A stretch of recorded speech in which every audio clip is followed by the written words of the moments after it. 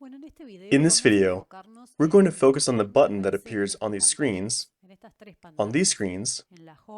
Home, Attractions, and Contact. Precisely because of these repetitions is that GeneXus decided to model this element as a component. And so here, we see it in the Components page. In fact, here we're seeing a variant of the button, which is the default variant, that represents how the button is going to look in all our layouts. But GeneXus also modeled the hover variant, when the button is hovered over. Let's start with the default variant. In GeneXus, we have the button type control, which was the one we inserted in the stencil, and to which we configured this caption. If we pay attention to the properties, we see that it has an associated class named button. Here we see the button in the Home panel. That class is not defined in our DSO, and that's why we see the button like this at runtime. We can inspect it,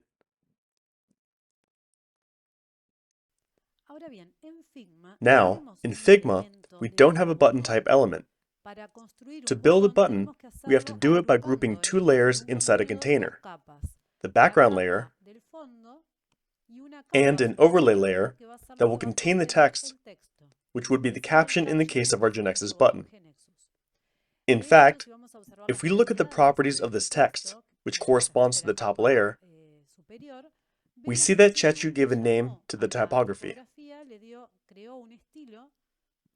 She created a typographic style named button with these characteristics. What we can do is copy the CSS code as we did before, then paste it in Notepad, copy the properties, and go to GeneXus, and associate them inside our DSO to those of the button class. But let's remember that as we're using the BEM naming convention, we're going to use the class name in lowercase. Since this is case sensitive, the class in lowercase is not going to be the same as the class in uppercase. Well, we're going to name it in lowercase, and we're going to come to our DSO and type this class in lowercase.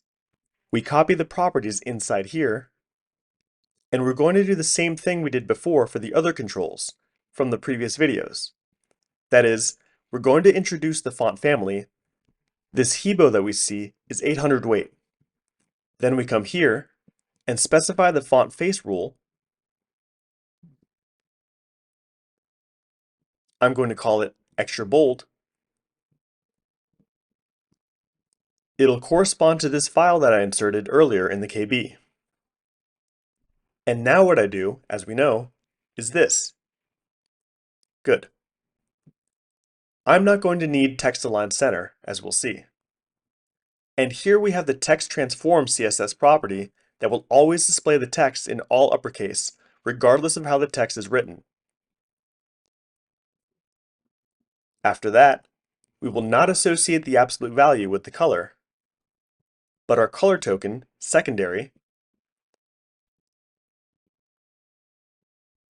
carefully, this is wrong here. Okay. Let's try this as it is.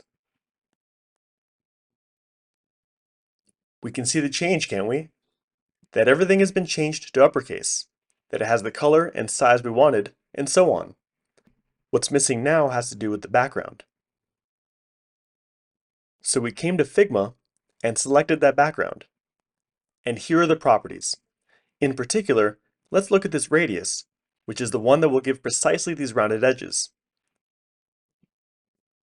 Again, let's choose the CSS properties,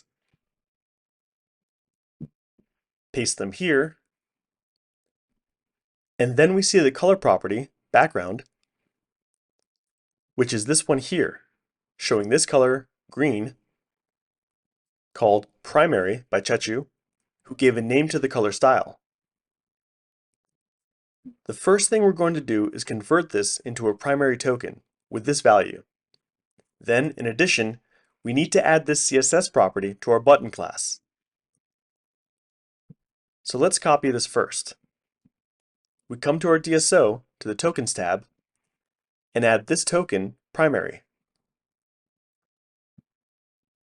Then we go to the class, add the background color property, and we're going to copy this other one. Let's try this now.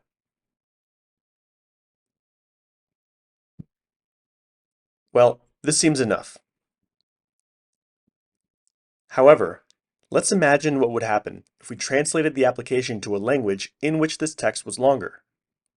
What would happen with the width of the button? If we look at it, we see that it's taking as width this value, 169 pixels. Where does it come from? From the value we had given to the width property at the level of the button inside the stencil. We had preset the width of the button to this value. And we had said that if we left the default value that was 0, the button would expand to occupy the width of the cell in which it was placed. And we can see it very clearly. Right here, if I do this. Okay, but I was asking, what happens if I add to this caption, if I make it wider? For example, well, what we're seeing is that the text is expanding to the limit of the button's width. And there it is placing an ellipsis, that is, truncating, cutting off the text. And this is not the behavior we'll want. What we will want is for the border of the button to expand too, and to leave some space on the sides. That is to say, we will not want the fixed width of 169 dips, that is very well for the Contact Us text, with those dimensions, but not if we translate the application. So, let's try the following. I come to the properties of the class, and I'm going to add a max inline size property, and set that property to max content.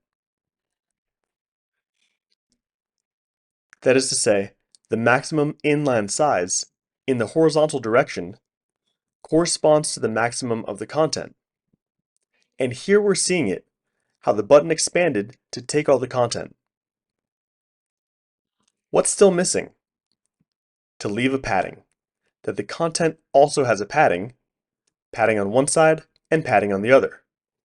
So for example, let's try padding inline to use again, as we suggested before, the logical properties instead of the physical ones, and for example, let's enter 45 pixels. And there we see it. It has 45 pixels with respect to the start, 45 pixels with respect to the end, and the width of the button is what it needs to be for all that content to be wrapped. Note that if we now leave the caption as we wanted, Contact Us,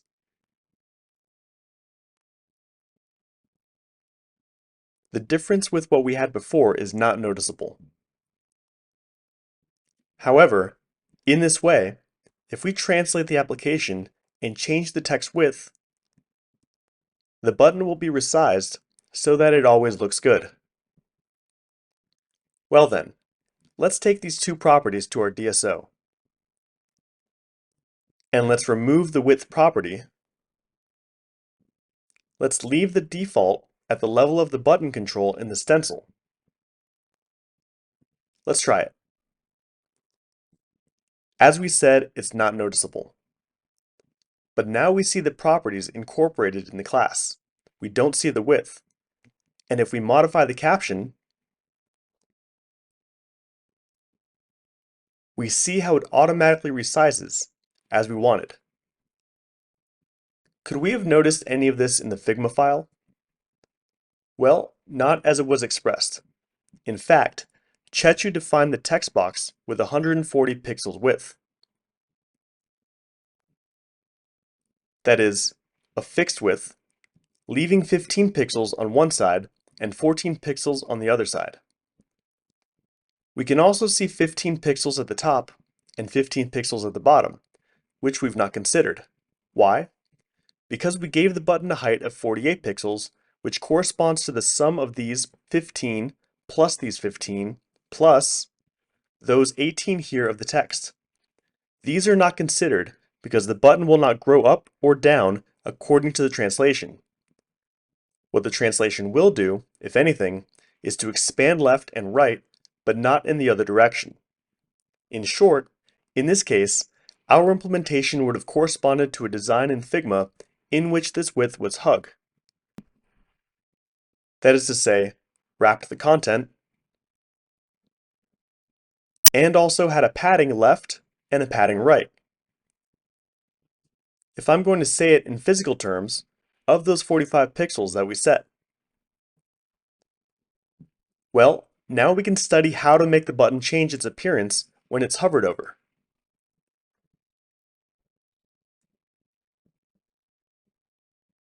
It could also be when it's clicked on, when it's activated, so that it takes on this style, which, as far as we can see, the only thing that differs from the default style is the background color. It takes on this color to which Chechu gave this name, primary highlighted. Then I copy it, and in the tokens section I add, and now what I have to figure out is how to make the class associated with the button modify its background color property to take the primary highlighted token when the button is activated. Note that we're talking about behavior to some extent, aren't we? When the button is activated, we need to change one of the properties of the class that controls its style. Well, it turns out that classes not only support the use of CSS properties, but also GeneXus specific properties. So, for example, if we come to the Properties window, well, here we can filter the properties that we're using at the level of this class, but we also have these two filters to view not all the properties, but, for example, those that correspond to controls of button type. By doing this, it'll show me only the valid properties for that type of control. I can also filter by the type of user interface, that is to say, or all, which is what I'm filtering now, or I could choose the panels world or the web panels world. If I filter by the panels world, which is where we are now, remember that the panels world emerged with smart devices, that is, with native applications for phones and tablets. Then Angular joined this world, but Angular is an intermediate world. It's a hybrid between the panels world and the web panels world. And we're going to see that in a little while. Now I'm filtering by the panel's user interface. And here we see that these GeneXus properties are appearing, GX, hyphen, and a property name. These are the ones that I could eventually use inside the class of a class with which I'm going to associate a control of button type in a panel. They're classes, and each one of them has its own behavior.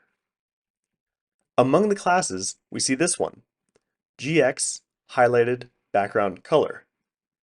This property is useful precisely for what we're looking for. I'll set it as color, the color token primary, highlighted.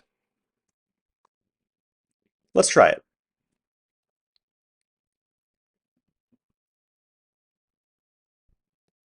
And here we see that when we click on it, the background color appears in another color. I'm clicking and holding the mouse. I haven't released it because when I do so, it's going to call the contact panel that doesn't have anything programmed at the moment. That's why we see this.